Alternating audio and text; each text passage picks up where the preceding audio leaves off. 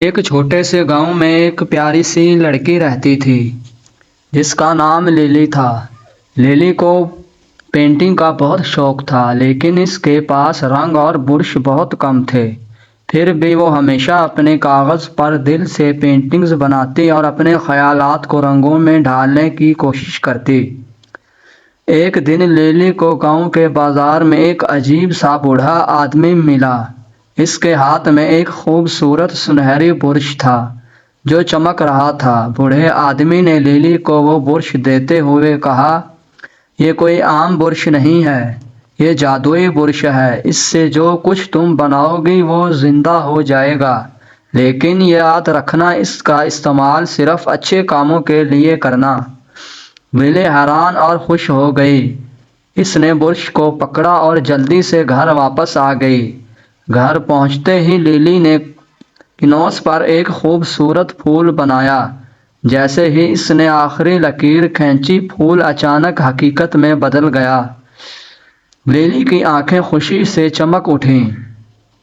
اب لیلی ہر روز اپنے جادوئی برش سے نئی نئی چیزیں بناتی۔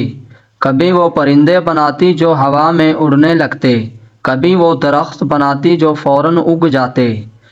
گاؤں کے لوگ لیلی کی پینٹنگ سے حیران رہ گئے۔ وہ جلدی ہی وہ گاؤں کی مشہور شخصیت بن گئی۔ ایک دن گاؤں میں قحط آیا اور کھیتوں میں فصلیں مرجھا گئیں۔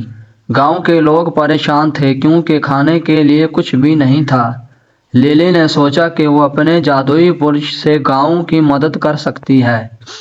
اس نے ایک چھوٹا سا کھیت بنایا جس میں اناج اور پھل اگ آئے۔ اس میں پھل اگے ہوئے تھے۔ جیسے ہی اس نے پینٹنگ مکمل کی، کھیت فوراً حقیقت میں بدل گیا اور گاؤں میں خوشحالی لوٹ آئی۔ لیکن ایک دن گاؤں کا ایک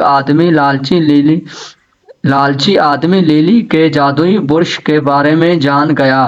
اس نے برش کو چرانے کا منصوبہ بنایا تاکہ وہ خود اپنی خواہشات پوری کر سکے۔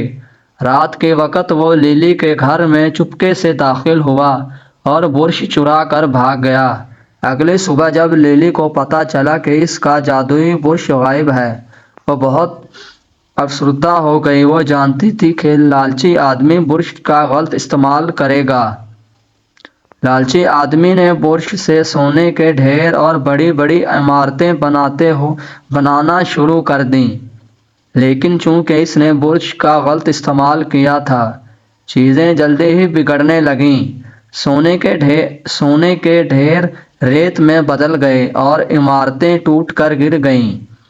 آخر کار گاؤں کے لوگوں نے لیلی کی مدد سے لالچی آدمی کو پکڑ لیا اور برش واپس لیلی کے پاس لے آئے۔ لیلی نے وعدہ کیا کہ وہ ہمیشہ برش کا استعمال اچھے کاموں کے لیے کرے گی اور گاؤں کی بھلائی کے لیے مزید خوبصورت چیزیں بنائے گی۔ یوں لیلی اور اس کا جادوئی برش ہمیشہ گاؤں میں خوشیاں لاتا رہا اور سب نے سیکھا کہ طاقت کا صحیح استعمال ہی